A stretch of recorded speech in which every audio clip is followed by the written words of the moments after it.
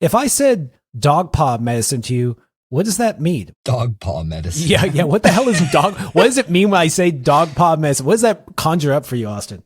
It conjures up. I don't know. I tried it once. I don't know. I'm the worst person you could ask, probably.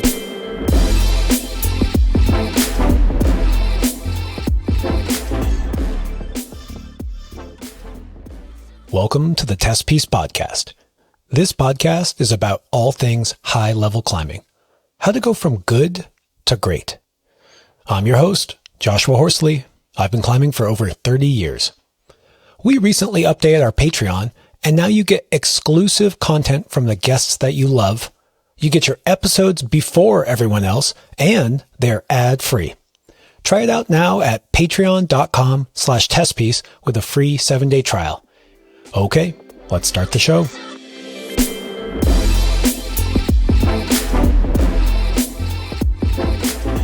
Good temps. We're back. We got Carlo Traversi, Will Anglin. We do not have Austin Hoyt here. He ghosted us. I don't know what he's doing. He's on some climbing trip, being young. We bring him in here because of that young vibe, but this is a little too much of the young pro climber vibe. Doesn't even show up. Oh goodness, he was up late based on his gram. So out in the park. Yeah, dude, it's so classic because I tried to text him, tried to call him, but that's not how you find out what young people are up to. You look on their Instagram. Good job. You figured it out. A late night in chaos. Yeah, we've all been there. It wasn't like a late night out partying, so we got to give it to him there. Hell yeah. Dude, do you guys ever see these guys when they go out for like night sessions and they'll like shotgun Red Bull at like 1 a.m. or 2 a.m? And I don't know anything about that. Dude, I understand it. How do you go to sleep after that? Like I couldn't go to sleep after that. You're so fucking tired. It doesn't matter. There's not enough caffeine in the world at that point. But those are such good times, dude. I was on the Chaos Night session for a couple of years and it was amazing. Like I loved it. I don't know how many sends I had at like, midnight up there, like with no one else in the canyon or at least. Yeah, like you said that, little. dude. Did you go up by yourself? That place would terrify me in the middle of the night. I would feel out there. Dude. I texted Austin last night when I saw his post because he was talking about like having a stick to like fend off things or whatever as he's hiking out of there.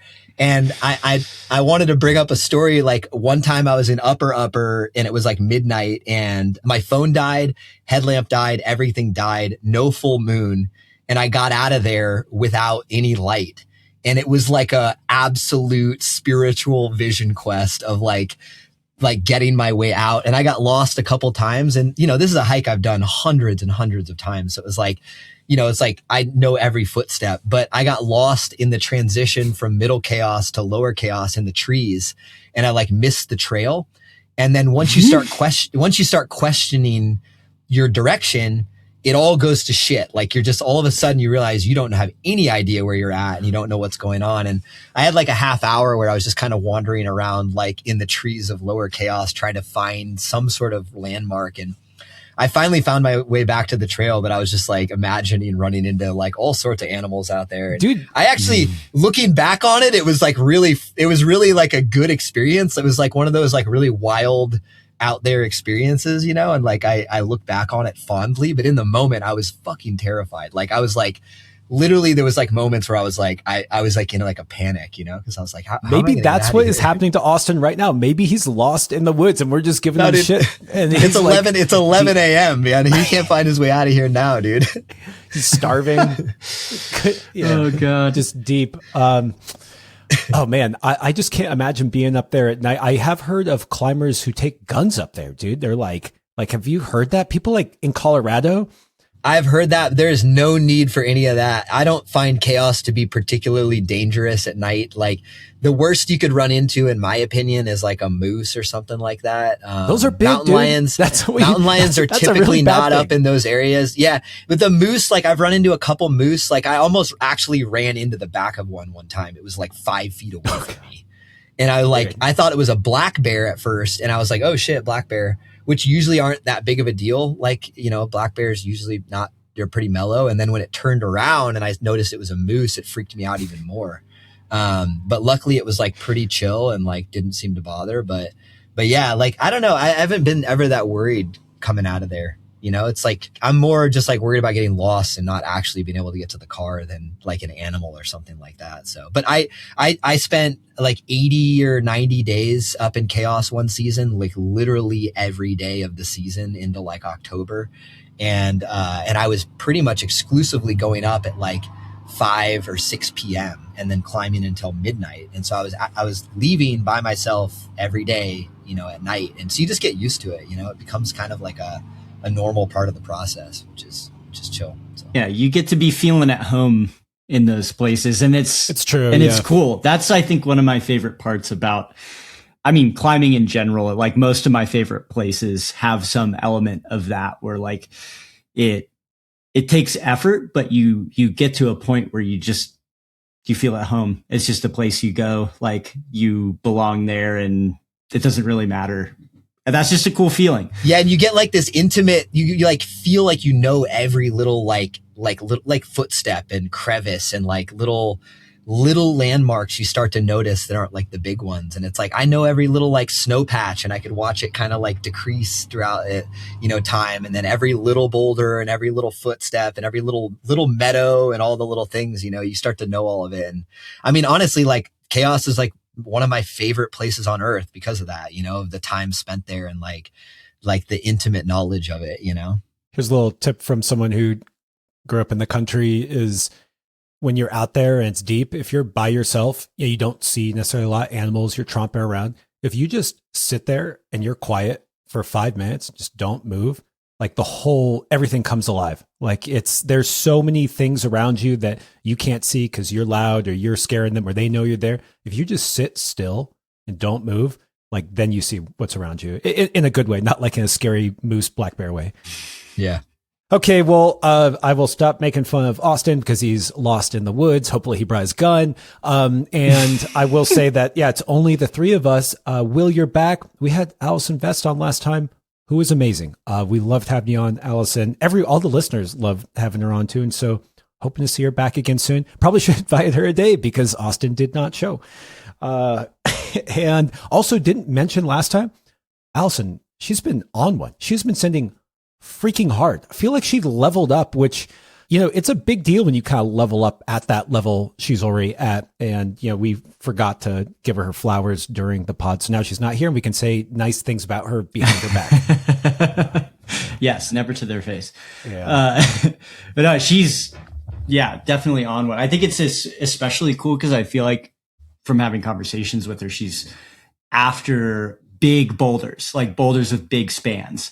She's kind of exploring that. She's got long arms, and it's not typically, I think, what she's normally like after, looking for boulder problems, but she's just kind of been looking for, like, she was out trying Vanilla Sky, which is like about as far apart as two little crimps get. So I think it's especially cool that she's excelling and kind of pushing herself outside of what she would probably consider her typical style. Gosh, did you see her send fisheye in Red Rocks? Have you guys looked at that? That looks beautiful. Like that kind of like spire, like the two arêtes. I guess that's like a wide span boulder too. It just looked so good. That definitely went straight onto my tick list. I don't know if you guys have seen it, but good job on that, Allison. That looks like a beaut. Have you been to that, Carlo? Have you been to that one? I haven't seen it in person. No, that got put up, I think, after my last trips to Vegas. I haven't been down there in quite a few years. Nice. It looks good. Yeah, it does. It looks really, really nice. It's like a beautiful piece of rock. I'd say the style doesn't, like, the little like shuffle squeezers, like, for me, don't like, I mean, they're cool and they're beautiful and I would probably try it, you know, if someone else was psyched to get out there. I don't think it's something that I would like specifically like, you know, go towards on my own. But yeah, I mean, it's just a style thing. It's obviously a big, beautiful piece of rock, you know. I'm not going to like talk shit about it. It's just like, I think there's other things in Vegas that I probably would prioritize before that right now, at least. So what do you look for? What's your shit? What are you into when you're trying to pick a boulder? I like things that don't look like they're going to work and then work with a specific kind of like interesting body position. So like, features that are maybe opposing, but like offset opposing, so that they create like really weird, kind of interesting, like positions to have to get into and like navigate through. Like I like footwork tension in that way, like, and body tension in that way. And that's like more like where I'm at right now. Like that hasn't always been where, like obviously. Sounds like Yosemite. Yeah, that really does sound like Yosemite. Yeah, like big, beautiful lines and like tall, like stand out, just lines where you're like, oh yeah, that just makes sense as something to climb. That's obviously paramount, and that's something that's been consistent throughout my climbing. But I feel like nowadays I'm just looking for like really interesting feature sets that like, that they work, but you don't quite know how they're going to work together. Like if I see a double arête, I'm like, oh yeah, I just squeezed the arête, and it may be really hard to squeeze the arêtes, but like I understand the features, but I think now when I go out, I see like, oh, I see a big feature, and then maybe there's another feature over here. And like, I think they can work together, or I could think I can find a way to make them work together, but I don't really quite know how. And I think I'm finding that is helping me kind of explore that, creativity with movement. So, and that's how it's set nowadays too. Like in the gym, like I'll typically pick feature sets that almost kind of line up in a weird way. And then you have to figure out ways to kind of work with them, So it's funny how like the things that we look for outside tend to be like what we end up setting in the gym. So yeah. How about you? I honestly really, really similar. I like things that you look at and you're like, this has to work, right? Like there's this and there's that. Like, I don't get it. And maybe there's like a section that looks blank or not necessarily blank, but like none of this adds up, but there's too much here for me to not be able to find a way through. And then, that sort of exploratory type of climbing, of just trying to, I like when I do moves that I haven't done before, and that gets harder and harder the longer I climb. And so I end up kind of gravitating towards weirder and weirder things to get myself into a place that I've not been before, because that's fun for me. That's cool. I feel very similarly. Well, now you have the TTC to set these wild moves on. Last time you were on, I alluded to you being busy and working on a bunch of stuff. I thought you were going to talk about the Tension Training Center, and you did a little bit, but you talked more about the cool new 16x12 TB2 expansion. But I wanted to hear more about the TTC. What are you guys doing there? I know there was an article in CBJ, but I can't read well. I don't read. No one can anymore. I wanted to hear it from you. I saw the Instagram, like literally it was like an Instagram post, and it was like, the title was something like, the TTC is doing cool stuff. I was like, that sounds cool. I'll just ask Will. Nice. I mean, it's been sick. It's honestly been kind of a dream come true. I mean, fundamentally, the whole thing is just an experiment. It's not a climbing gym. It's more of a studio than anything else. I like for filming all the different media projects that we're working on. A place for visiting athletes to train, and then also kind of a bit more of like a community oriented spot that some people might hear that and be like, well, then how come I can't get a day pass, or how come I can't come? And it's like, well, dude, first of all, chill out. Like, give me a minute. Things take time. And I think I just, in general, I'm a cautious person in this kind of way. And I build things slowly, and like, we'll see what it turns into. But, it's been super, super fun. We've got a great crew in there, to the point about like doing moves I haven't done. Like we hired a head route setter who's like got a super different style of setting than I'm really used to. And, that was largely on purpose, because I want to climb cool new shit that, I'm not usually exposed to. So that's been really fun. Who's the setter? Yeah. Ruth Jang. Okay. Yeah. She was formerly one of the Stone Summit head setters, and then got her to move out here for this. Cool. That's great. And she's setting the World Cup in Salt Lake. She's done a bunch of, her schedule this year has been insane. That's awesome. But yeah, a lot of cool events. So if it's not a commercial style gym, when you guys think about setting, like, how do you decide when to turn over a setting, or like, what are you saying? Cause I know that you guys have boards, spray wall, but then you have like a comp bay. Do you only set for these different events that you do, or camps, or like what do you direct her to do? I don't. It's her. She's the boss.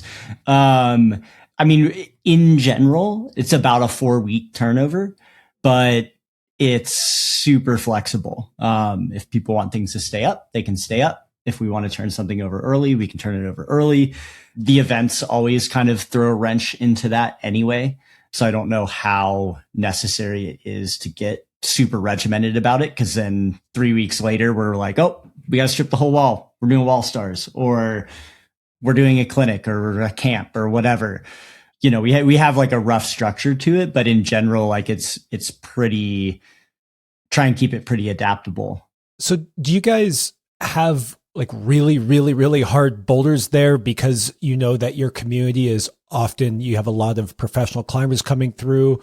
Do you guys grade things? Like, I'm just curious, now that you have like it wide open, I'm guessing you're not like, okay, we need to hit like 4 V0s because we've got birthday party. You know, it's like this, it's a little more free flowing, but you have like some really hard stuff, or is that the wrong way to think? I'm thinking about it. I mean, it's mostly challenging stuff, but it depends. I mean, so much of this stuff is like style dependent. And a lot of, I think what we're trying to do is introduce more different styles to more people.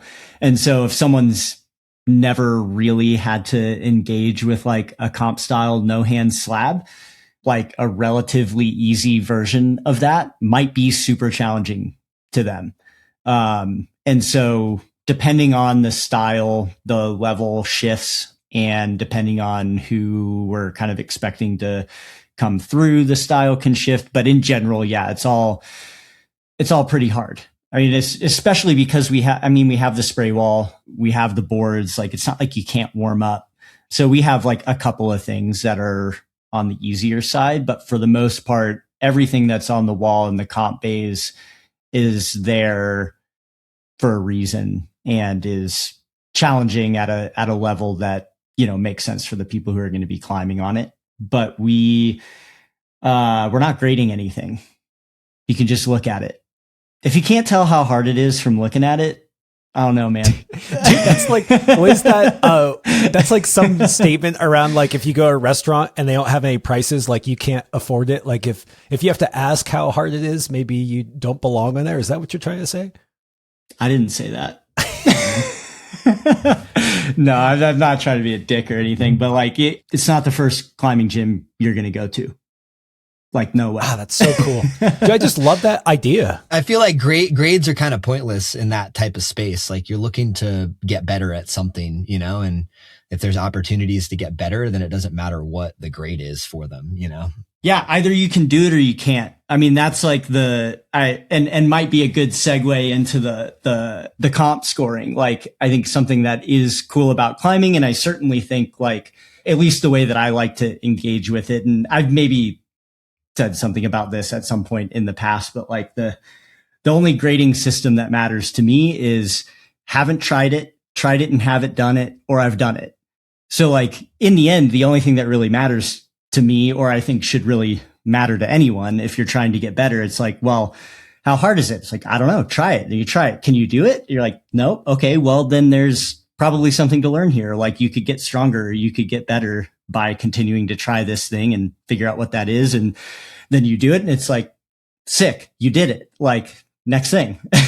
I got actually a question for you on that I hear what you're saying, but I had an interesting experience just a few days ago where I was on a commercial set and they did a thing where they kind of a cool hybrid where they put the color of the boulder in the sense that each color represents a grade range. And then a couple of weeks later, they'll actually put a grade on it. And I think it's supposed to incentivize people like, hey, like this may be something that is appropriate for you, but who knows what grade it is. I mean, that's essentially what we do at the boulder field. So I think it works. I think it works for some people. Like different gyms do it different ways. Some people do full circuit grading where like there's a range and they never really nail down an individual grade, or sometimes they do a range and then they come back and do a grade as a way to try and encourage people to get on things they otherwise wouldn't. I don't want to get into the grade and circuit debate, which is a whole interesting debate. But here was my experience that I wanted to share to see what you think about where it comes to grading things. And so I'm on something and it's got some tag that says it's like a 5 to a 7 or something, or maybe it was like a little bit harder than that. And I'm on it and I can't figure out how to do it. And I do figure out like this way, but I'm like, that's like a double digit way. Like I must be missing something. And so my point is like sometimes when you're looking at something and it has a grade and you find a way through it and you're like, dude, that was like V11 or something. This was supposed to be like V7. It's like a warning flag to me that like I'm missing something. And so my point there is just to say like, I still had something to learn. I was able to, or actually I didn't end up doing it that way, but like I figured out a way through, but I didn't feel satisfied because I was like, I feel like I'm missing something here because I'm not dumbing it down to the level that it was nominally supposed to be at. Maybe it wasn't exactly in that grade range, but it wasn't going to be 4 grades outside of it. Totally. And so that's my little bit of pushback in my experience. I mean, I think there's totally utility to that for sure. But I would also say, I think like as soon as you're climbing with other people, I think that sort of just happens. But if you're solo, yeah, and you don't really have anything else to go off of, and yeah, you did it. But if there's some sort of indication of like, oh, well, there is an easier way, then that can prompt you to continue to like explore options. At the same time, like I think at least the way that I engage with gym climbing, like I very rarely just like do a boulder problem and move on. Like I'll do it and then I'll try it without another hold, or I'll add a hold from another climb. Or like when I walk into a gym, like it's actually, this just happened to me. I went to movement and I don't think I climbed an actual boulder problem that they set. There were just a bunch of holds on the wall for me to play on. And I just did whatever I wanted to do and made up a bunch of cool shit that was fun, and then tried to do it different ways. And I hear what you're saying. And I think that's legit. Okay. Well, I love that as a segue into some World Cup scoring discussion that actually Alison Vest told us we should tackle. And it was this issue around scoring where the zones have become so valuable that you can end up in a scenario where a competitor does a lot of zones. They get a lot of zones and they beat someone who got more tops, but didn't get more total points. And it just prompted this internal discussion on our thread about, is that okay? Like, how do we feel about tops not being extremely valuable in comparison to zones? And yeah, I don't know. I don't want to say my 2 cents yet. So maybe I'll hand it off to you, Carlo, who's probably done more World Cups or competition climbing than all of us combined. I mean, USA Climbing has experimented with different scoring systems. IFSC has changed the zone tops scoring system over the years that shifts like the weights in different directions, whether it's for tops or for attempts to top, zones, attempts to zone. They've shifted around like how they use those and, how they prioritize them over the years. And it's kind of been like a 15 or 20 year cycle of that. So I feel like I've seen it go a lot of different directions. And I feel very confident in saying that prioritizing zones over tops, in my opinion, is the wrong way to do it. I think that the way that they've weighted the system, and it sounds like they've pushed it now this year to giving a higher priority to bonus holds, zone holds over tops. And I didn't know that. I haven't stayed up to date exactly on like the adjustments to the scoring over the years. And yeah, I'm not on board with that. I mean, nobody gets points in climbing for, doing half the route or half the boulder problem, or, getting midway through something, like we don't celebrate that as a climbing achievement, really. I mean, yeah, it's great to celebrate improvement on stuff, but yeah, I mean, the top has always been the priority. And if you got 4 boulders and you do well on all of them, but don't get to the top of all of them, it's kind of meaningless in my opinion. Like, as opposed to somebody who does terrible on 3 of them and tops 1 of them, they're still the winner that day, in my opinion. They finished one of the climbs, and I think that's always been the goal. So I know that competition climbing is different from outdoor climbing, but I think that we start to lose the focus, and we start to kind of lose the plot, in terms of how they correlate together. When we start to veer from that, I think that's one of the more essential components of climbing, is that the top and the send and the finishing of something is what counts the most.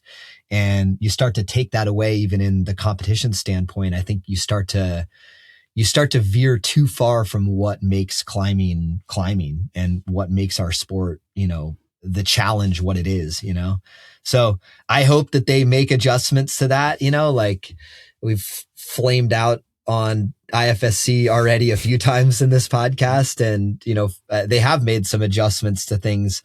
I hope that the competitors see it for what it is and start to, Allison did a great job in our group text of pointing out certain athletes that should have, with previous scorings, gone higher. They should have made finals because of their scores in semis, but because of the way they've weighted things with the new scoring system, they didn't, even crack the top 10.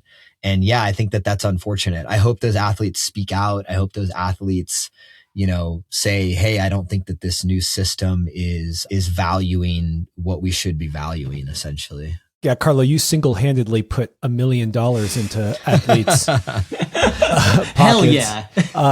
And just to put the nitty-gritty details out there, I believe it's 10 points per zone and 25 points per top, and each try reduces your score by 0.1. So, yeah, Will, what did you think of this kind of struggle between zones and what they're worth and how to score that versus tops? I'm super aligned with Carlo. I was really disappointed when we moved away from like the tops attempts to top before you start looking at zone. Yeah, to me, it's what makes climbing. And again, like I to mirror Carlo's point, like I get that indoor like competition climbing, and there's a lot of things that are different about that than rock climbing, but I think it needs to stay rooted in climbing, or stop calling it climbing because it's starting to like, if you lose that anchor point, then it's just a Ninja Warrior game show with colorful plastic on the wall and people swinging around, which is fine and maybe makes good TV. And maybe that's a sport like American Ninja Warrior did numbers, but I would like to see climbing stay climbing. And I think there's plenty of evolution and cool shit that can happen and keep it climbing. And I think one of the core things about climbing is getting to the top. Like it's all about getting to the top. And I think it's cool for success to be that binary. Like you either do it or you don't. And there's really no in between. On the other hand, like I understand the argument for why they originally made that change, like I think especially someone who maybe doesn't have as much climbing experience in general, watching a comp where someone does one top and then like can't even start the other boulders in the round. And then you watch somebody else like drop the top on every other boulder in the round. And you're like, wait, how come that person is beating that other person? They did way more moves. Like to somebody, they might be like, oh, well, that's clearly the better climber. But I think that's just it's a misunderstanding of the sport, I think. I think that's even more of an argument in favor of sticking with the tops being more important, because you've got somebody new coming into the sport that now sees an outsized value in just doing moves and not actually getting to the top of something. And I think it's good for them to see that, like, it doesn't matter that this person didn't get very far on the other climbs. They topped one of them, and this other person, even though they fell off, like matching the finish on the others, they didn't finish any of them. And in climbing, that's still the most important thing. So I think that it's almost like re-emphasizing the most important aspect of climbing. And I think I mean, I'd love to talk more about this. Like, what do you guys think was the intention of IFSC to adjust the scoring in this way, to give bonuses that, I mean, like, I know what you mentioned, Will. Do you think there's anything else? Because that would be my first question for them. And my first question for anybody who adjusts a scoring system or makes a scoring system is, what is the point? Like, what are you trying to prioritize? What are you trying to gain from this adjustment? Like, from a viewership standpoint, from a fairness standpoint, from an excitement standpoint, like what are you trying to create within the confines of this system that this new scoring can now kind of like create a result that meets what you're looking for, you know? And I mean, that's how I've always approached, like, I've built a number of scoring systems now. And, you know, I've always gone into it with like almost like a mission statement of like, what are we trying to achieve with the scoring? Like, what is the end result that we are looking for? Like, I get it if you don't want the last two problems of the comp to not matter because somebody has already like topped one and no one else has topped one or whatever. Like, I get that. But is there another way to achieve that? You know, is there another way to get there that doesn't put an outsized amount of value on something else? You know, like, everything's a bit of a give and take. And I think that if you don't have a very clear mission and purpose for what you're trying to achieve with the system, then you're always going to fall short, you know, of that goal. So I guess, what do you guys think? I mean, I wish we had someone from IFSC here to explain, like, this is what we're trying to achieve. They haven't done a good job of explaining that, you know, like, I feel like if they're going to change a scoring system, there needs to be like a very clear explanation. Like, we're making this adjustment. This is why we're making that adjustment. This is what we're hoping the outcome will be, so that we can all look at it and be like, okay, maybe it did achieve that, but maybe there's some adjustment on the back end that can, you know, negate some of the negative effects of that, you know? I really like that concept of just, what is the goal? Like what's your goal? Because, dude, that's really up for debate too. You could say to be more exciting for the audience, to be more fair to the competitors.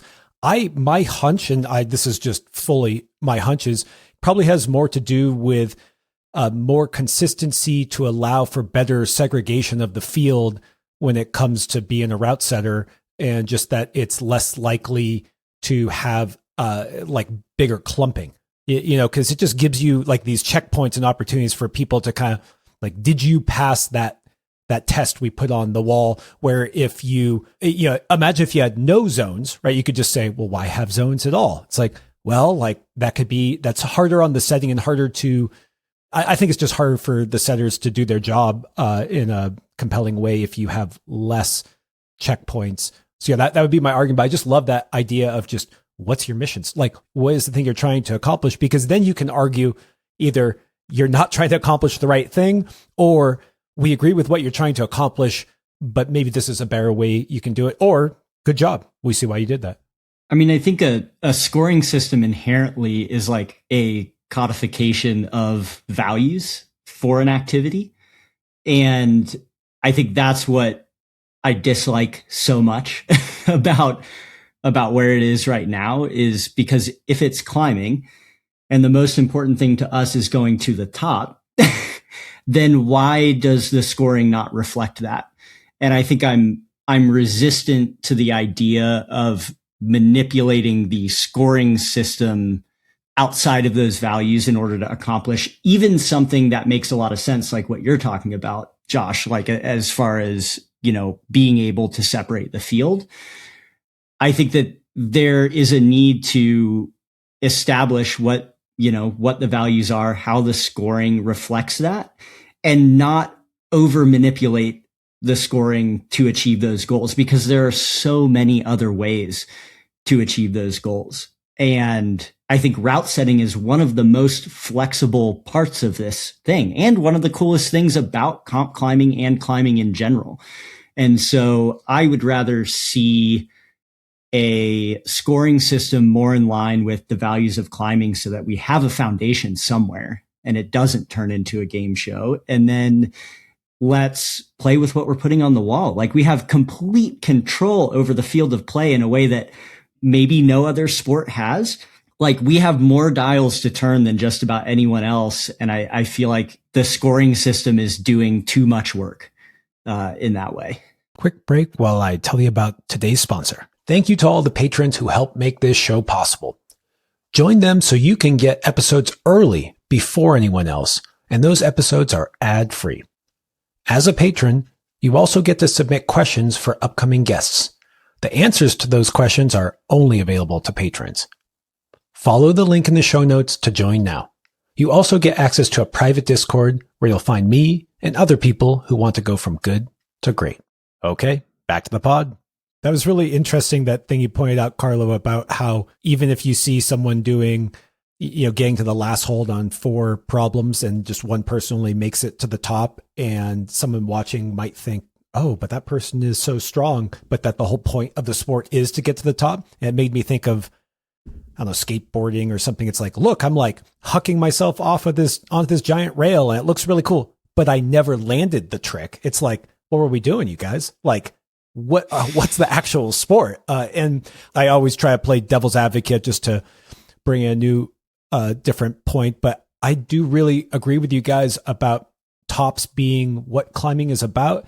And I think one of the reasons is because in my experience in climbing, or just hell in life, it's often like that last 1%, that like belief you have that you're going to finish, that is so hard. And sometimes like you'll see this in sport climbing. It's like you fall at the last move, you pull on, you do the last move. You're like, what was going on there? Yeah. And it's like a mix of physicality and mentality that can't be denied. And I want to see that reflected in comps to, be true to our actual heritage, even if we're on plastic, Yeah, to use like Will's language, it's like in climbing, like our most important value is like the top, the send. So like when we create a scoring system, that has to be like the preeminent value that sits above all else.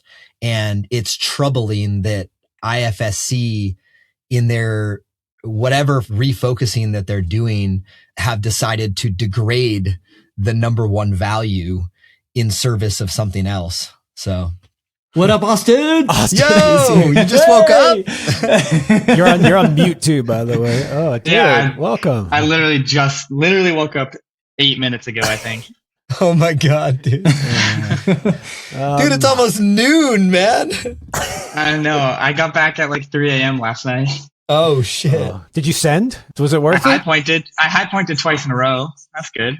Good job, Right. dude. That is good. Yeah, Nice. sorry, But he didn't top. But he didn't But top. he didn't top. You did not. So- You got the zone, but Yeah. you did not top. didn't top. You got a zone, but you didn't top, so it doesn't really. I don't even. mean I don't know if I anything. controlled the zone. Even honestly, I don't know if they would have given it to me. What move did you fall on?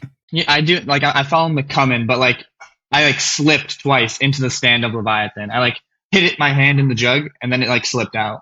Oh, okay. Which beta are you using? Are you using the Gaston? No, I'm basically doing your beta, but then switching, like doing Leviathan the big way, not the knee bar way. Oh, you don't use the knee bar. Damn, dude. I can't. Yeah, yeah. Dude, I wish I was there to show you because you would do the boulder if you did it the knee bar way. Dude, you can take a nap in the knee bar, dude. I was not a believer for so long, and then once I learned it, I was like, this is the only way. Like, this is the only way. And I hated that knee bar to start with. I was like, I just don't want to fall because I can't knee bar from the start. Like that would be so annoying. So I bailed. Well, you're going to fall because you don't knee bar from the start. I was say people give shit on the knee bars, but like knee barring is not always easy. No, that's a hard That's the knee thing. bar. You got to learn. That's a very hard knee bar. And it's very like, it's not a typical like lock the knee in knee bar. It's like all pressure and maintaining the pressure as you twist around it. And the pressure can't change. It's like a very technical foothold, but like it's on your knee instead, which I think is cool. Like, I think it's very cool. Like, I think it's a cool knee bar. It took me a long time to understand it. And once I learned it, I was like, this is a sick knee bar. And it kind of makes this thing work like in a great way. So. I agree. I'm just not good enough. You guys are talking about Creature of the Black Lagoon up in Indeed. Chaos. That's such a good boulder. How come they don't allow knee pads in comp climbing? I think they used to, or me. I don't know. I don't want to speak out of my ass, but I think it's just because not everyone has one. You know what I mean? Like it would be an unfair advantage sometimes. This and What do you that. mean that's like, that'd be like, not everyone has a chalk bag. Like people like these, like knee pads are not prohibitively They don't allow expensive. hand jammies. You know, I think that Yeah. they've like, They've just like, this is the equipment list that's allowed, and they haven't expanded upon that, at least at this point in time.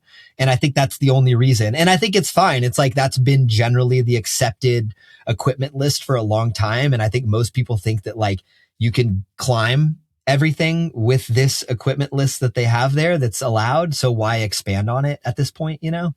And I agree with that. You know, like we've talked about this, like we've got the, you know, we set the rules for comps and we decide what guidelines we want to play in. And those have been the guidelines for a long time. And I don't see like a really strong argument for adjusting those equipment rules at this point, you know?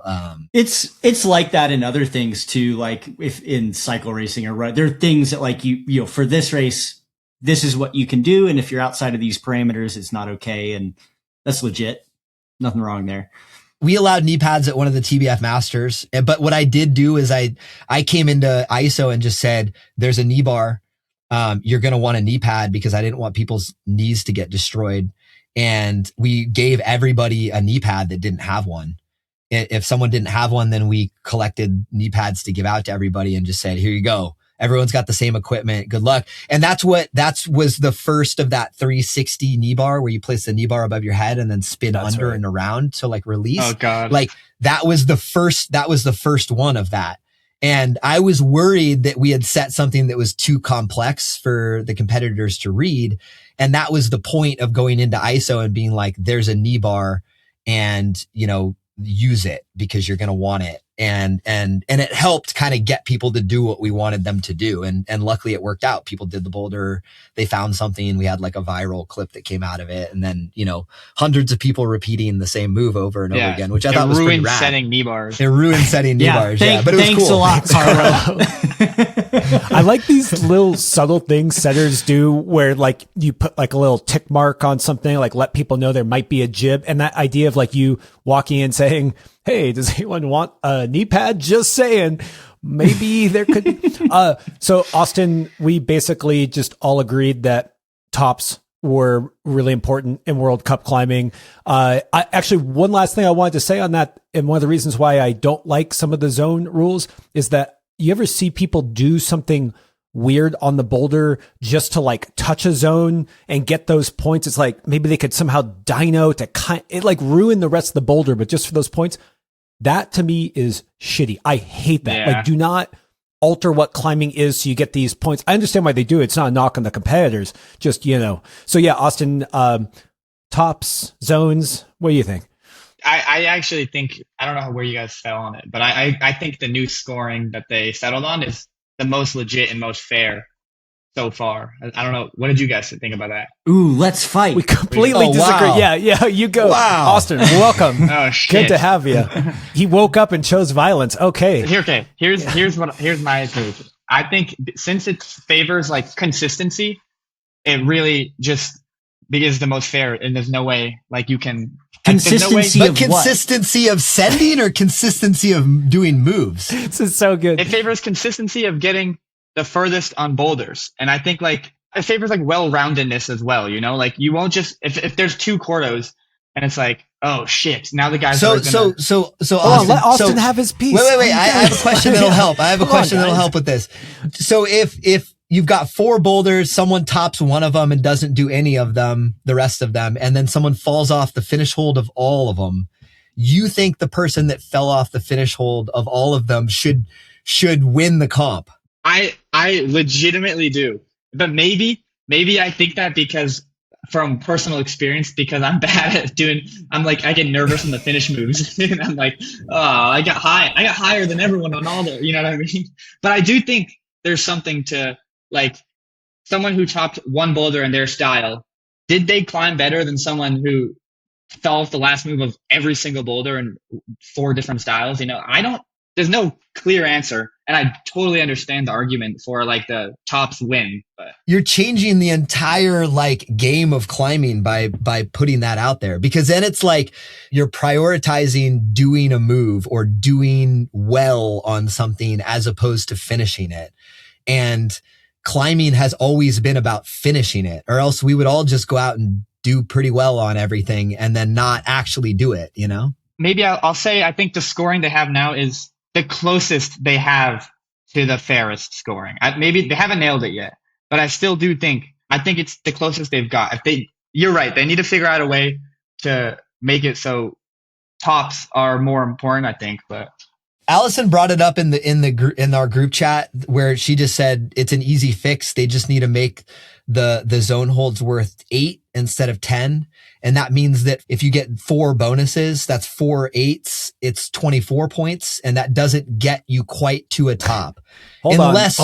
That's your math is a little off there. Well, 4 times 8 is 32.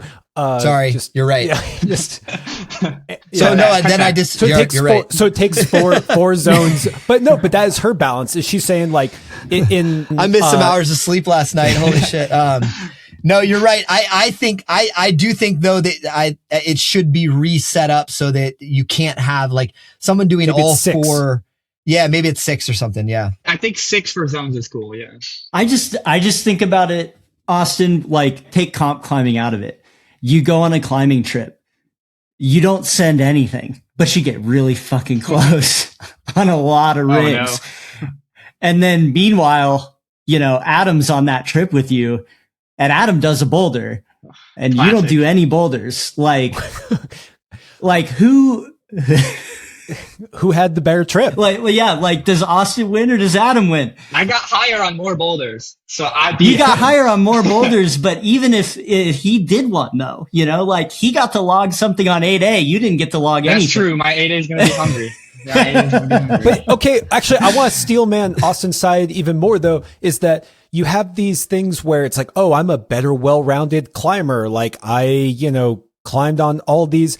And the one person who just has like one skill that they're good at, and then they could execute and showcase on one thing, and then they suck at everything else. Like, cause we hate those climbers. Do you guys have those friends? Like I have a buddy, he's like, I will only climb on crimpy boulders. Like I will never touch a sloper. And you're like, okay, dude, like great. Like, I can't stand those people. The route setting can handle that. Nobody has a career in climbing for all the things they got close to,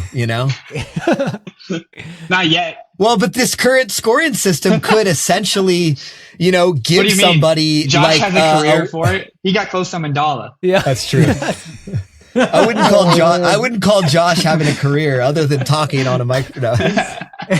Ouch. Dang. I'm just kidding. Yeah. Man. It is true though, that if you don't send, like I gave a bunch of props to Noah the other day, remember? Cause I was like, dude, he did burden. Like, of course it's almost like expected after seeing how he did early on, but like you have to fucking do it. Like he still had to fly back to Finland to do the boulder despite falling on the last move. Like I think fair. That is rock climbing. You know what I mean? I like the idea of them favoring consistency too, though, like because they want to have the most well-rounded climbers in the finals, right? See, the other thing, Austin, too, is that I value, like, I see when somebody gets to the finish hold as like 10% of the work. And the 90% is like controlling it. No, you're right. The same outside. Like somebody getting close to something is virtually meaningless to me when I see somebody outdoors. Them finishing it is the most important aspect. Like actually standing on top after climbing from the ground. What if there's a lot of snow on it though? Yeah.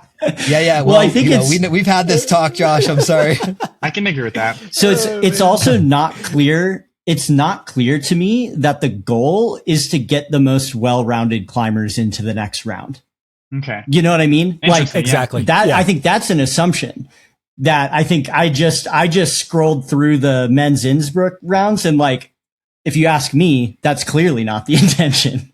Like it's picking the person who can swing sideways the best gets you into the next round, which has gotten a little over the top. That's why I thought it was really important to point out that what we're doing or what our guiding principle is not fundamentally physicality. Physicality is part of climbing, but then it's like, why not just have you hang on a hangboard, or how many pull-ups can you do? Like yes, you need to use your body to climb, but that's not what we give applause for. It's not a game show. Which, by the way, do you guys know I did Ninja Warrior? Do you guys know I was in Vegas and did the finals and everything? Yeah. That's sick. You know what? You know why I hated it? So you can make fun of me. But here's what actually was so awful about it is that I remember me and my buddy were like watching it on TV. We were like, these guys are not athletes. These guys are like bodybuilders or something. Like they don't understand, like they're not athletes. And so then we tried out and did it and did really well and went all the way to Vegas and everything. And what really bothered me is that it didn't take the competition seriously. It was TV first. And so I remember this one thing where some guy fell and splashed water onto some balance obstacle. And the next guy slipped and fell because there was water on it. You know, you're just like, were you good or not? No. Like, and then I don't even know if I'm like allowed to say, it's probably doesn't matter. It's so long ago, but some dude didn't quite finish the third stage or the second stage. I can't remember. The buzzer ran out. And so they refilmed it so that he did make it in time so that they had someone to go to the next stage. And you're just like, I was right. These are not athletes. These are not competitors. This is a game show. That's their guiding principle. And that's okay. But it definitely made me look at it all differently. And I think we don't want world climbing or IFSC to go that way. Right, Austin? Right, Austin? Unless it's consistency. Yeah. All right. I was wrong, I think. No, dude, don't let these guys bully you. Don't listen to these guys. They don't know what they're talking about. I do get it because Carlo's right. Because like I said, I'm really bad at like doing the last move of boulders. You know, like that is like I get in my head and I'm really bad at just like locking in and doing it. And that's part of it. And that should be awarded. I think you would be a better climber if you put less value in your own climbing around doing the moves and getting close and refocused your climbing on the execution of actually doing the boulder. Like you would gain a lot in that practice. I think if you put a lot of value in doing the moves and getting really close and just feeling good on the climbing, then I feel like you don't put as much energy in towards the actual finishing of it. And I think if you shifted that value set in your own climbing, I think that you would gain a lot from it. I think you would go a lot further in the sport. That's funny because that's a conversation I just had last week with some really strong climbers there was Noah. Noah's right there. Noah told me I need to try from the start sooner because I like spend way too much time, not trying from the start and in the wrong mindset. So he was right. I will say your opinion though, Austin, I think is a common one. And from a certain perspective, I think it makes a lot of sense.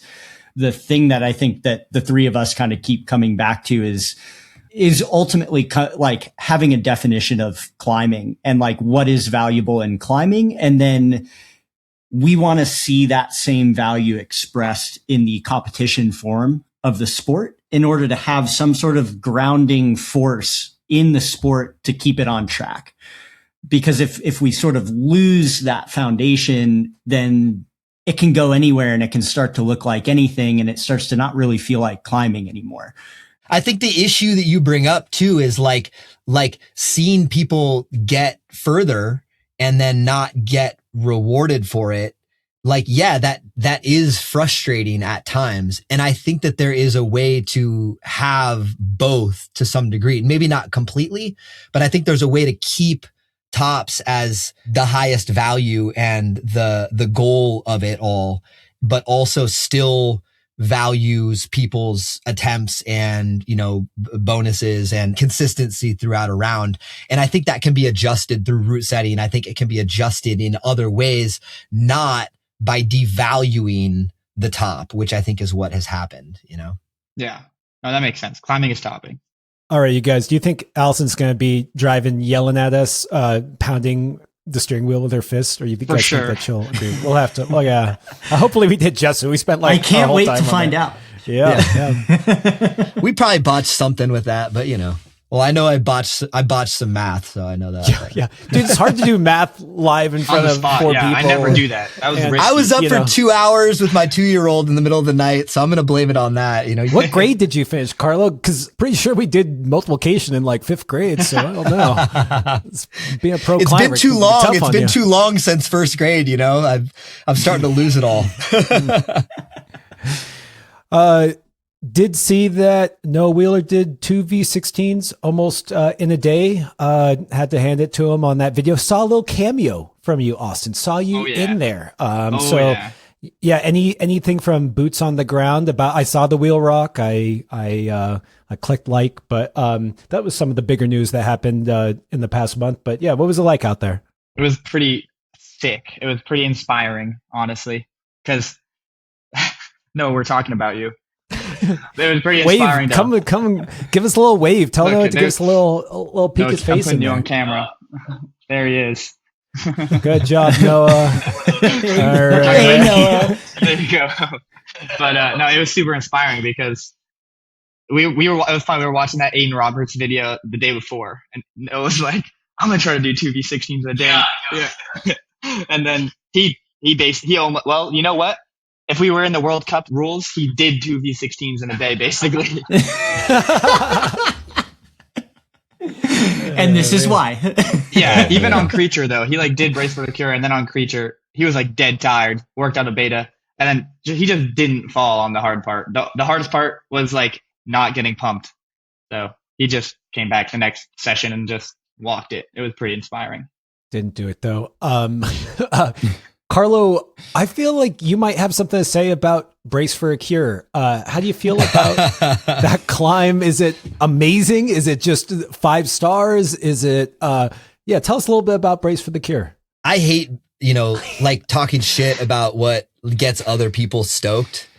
And like Matt Foltz is awesome. Like I love Matt Foltz as like a person, and obviously just an extremely talented, very, very capable climber, and just, I competed against him for years, climbed with him, and he's awesome.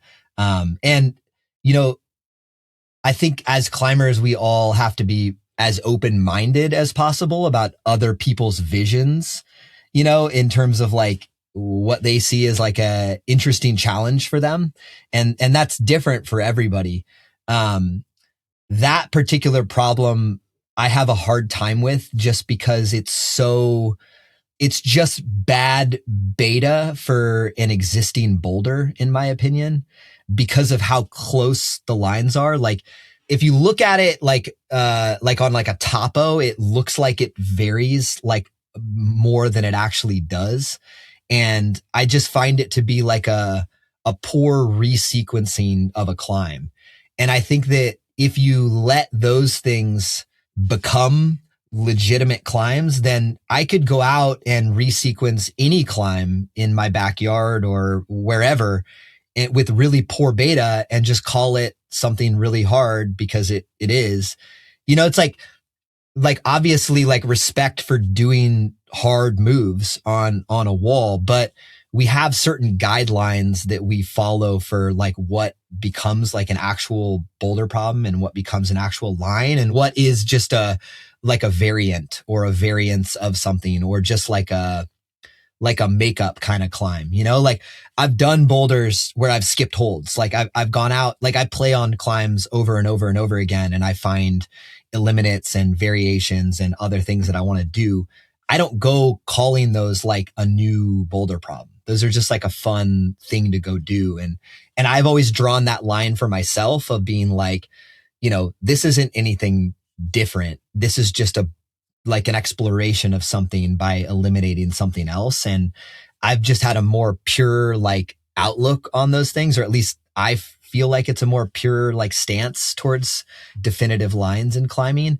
And the Brace for the Cure one, in my opinion, has always been like the perfect example of something that I feel like is too far on the slippery slope end. Like if we allow that to be its own boulder problem, then we open up the door for like virtually anything to be resequenced or eliminated, and for to become like a hard climb, and to be something to like discuss and put out there. And there's so many good projects still out there that are independent, amazing lines.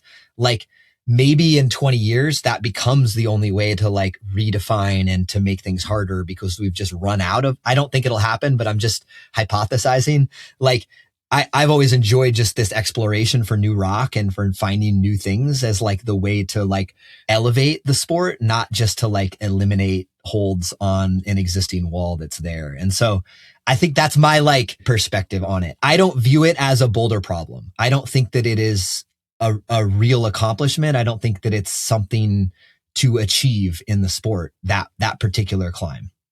Before we go too deep into it, do you guys remember what Matt said when he did it, though? I don't remember. Like, and maybe we should better describe, like, it, if I remember correct, it like starts in the same spot as Jade.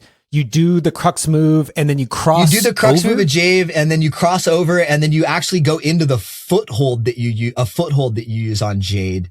And then you do one move on Thousand Shades, but then you go back into the end of Jade. So you literally just leave Jade for like a move, but you end up climbing on what most people use as a foothold of Jade before you go back into Jade again. But it can't just be like a limited or like it's a link up. Like either of those are legit. Like people. Yeah, I don't even think though it's like a logical link up in my opinion, because you don't actually like leave the boulder problem in a way. Like you just resequence the same boulder and you use like one additional hold that's a foothold on it. And then you do use the one additional hold that's on Thousand. Do you use like, you do. Is there one totally different hold that's not on Jade? The way I always try to think about it is like, how would it look in a guidebook? And if you're going to describe it as like start on Jade and climb into Thousand Shades of Green, right? Like to me, that's just like a link up because you climb directly into the start, do the first move and then do the same top out. Like, I don't think you're wrong, but I also think link ups are totally like legit, you know, even though it's like a weird case, but it's like you start in the same place as Jade, you end in the same place as Jade, you use almost all of the same holds as Jade, except for one. So like, and you could go touch that hold later. Like you could go back and engage with that hold later. Like it doesn't even like. Interesting. That's interesting. Oh, I didn't think of that beta. It's like so close. It's like, could you, with the right logic, do the boulder just in a different sequence even and end up using the same holds? Like how defined in the logic can we be? You know what I mean? Like it seems like a total break in like all of the normal logic of assigning like a problem or a challenge, in my opinion, you know?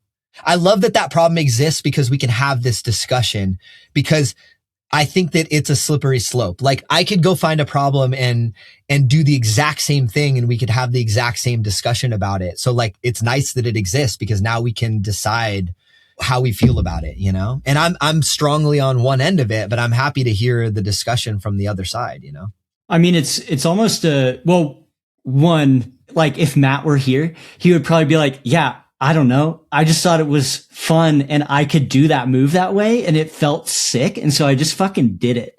And I think that it's important. And I think we would all agree, like, even to what you're saying, Carlo, is like, you do whatever you want. Like it's rock climbing. If it's sick and you want to explore and you're having a good time, like, I don't think it's a big deal.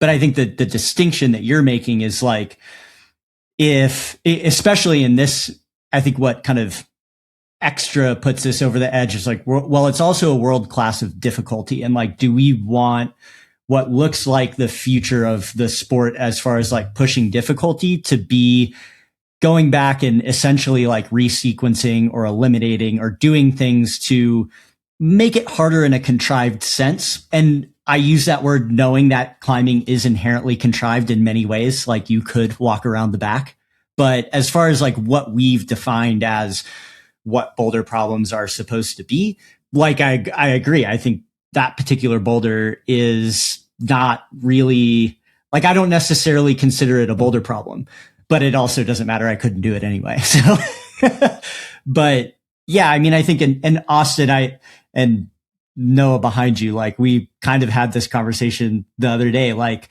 there's good shit out there. Like you don't have to just start on the footholds of something. Like, I know you can, you guys are freaks, but there's also like, just walk another 20 minutes. Like, dude, there is so much out there and it's so sick and you guys can do it. And we want to see you do it.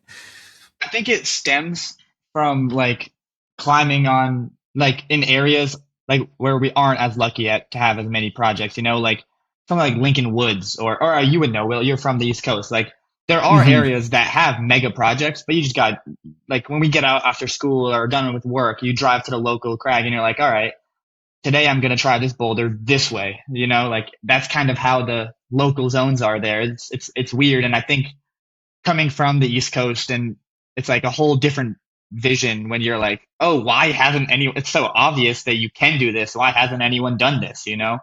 So sometimes it just happens.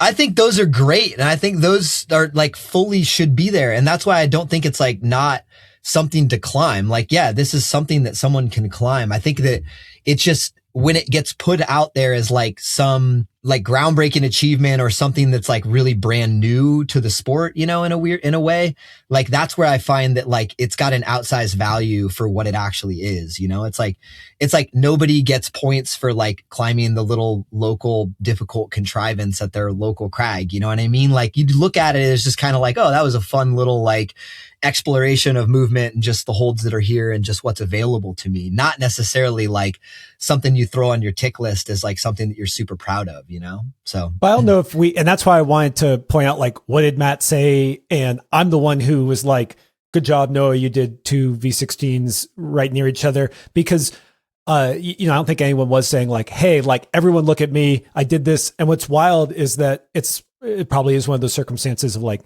well, I was there, so I climbed it. You know, sometimes it blows my mind where I see someone did like a sit start to like a V3 that then is like a heinous one move V11. I'm like, why did anyone do this? It's like, oh, their friend was working whatever the V5 next to it, and they just did it. And it just blows my mind because there's probably an element of that even at V16 versus like 100%. You know, V11. Yeah. I even look at, you know, the creature link, which is a much more obvious link up. I even sat under that and was like, this is so fucking stupid.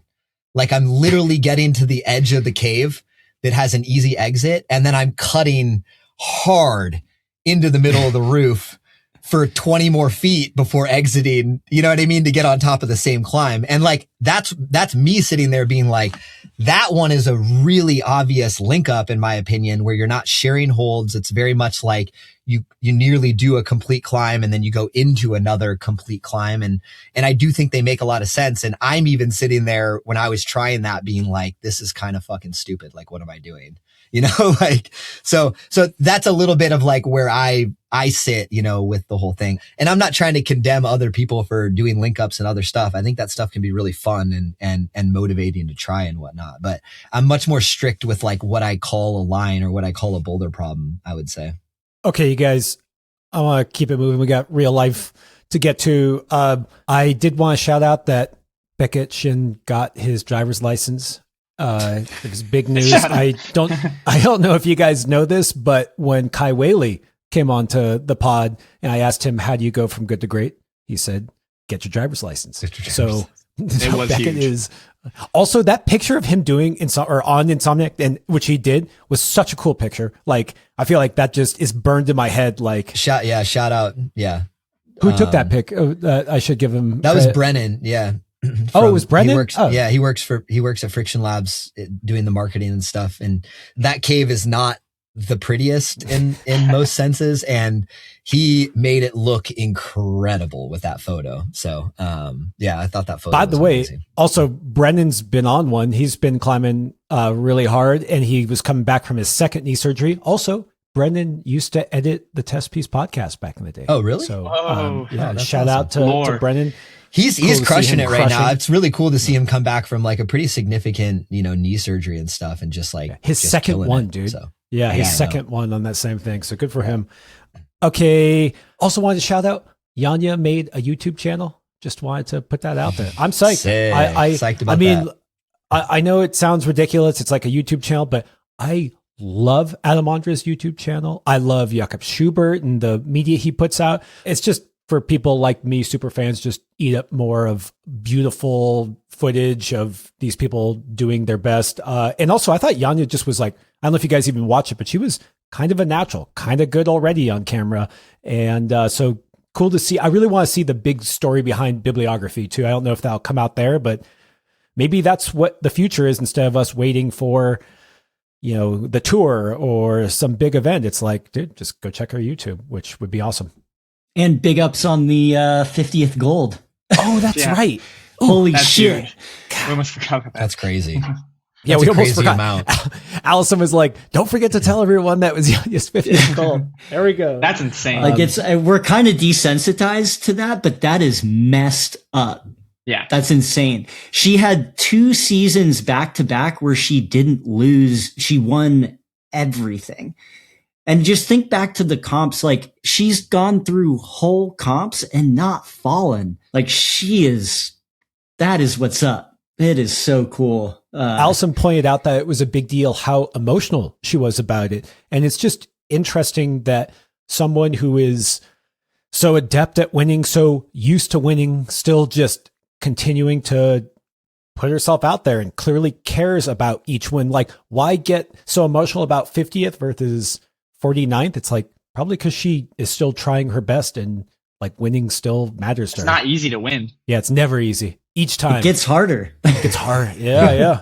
Dude, does. people have kind of stepped up there. I'd say she's facing more competition now than she ever did. Everyone's looking, dude, Annie Sanders. Yeah, and shout out to shout Annie out Sanders as well for having a really dominant season. I don't think we've talked about that enough on here, but it's been pretty cool to watch her, elevate to that upper level. And it's been pretty obvious. I don't see that many clips from the World Cups, but I saw some clip of her climbing a slab at one of the more recent Oh my God. World Cups where no one else, I guess, got through really the start of it. And I think she flashed it. And I personally have never seen a more like just impressive display of slab and technical slab climbing ability, like especially in a comp standpoint.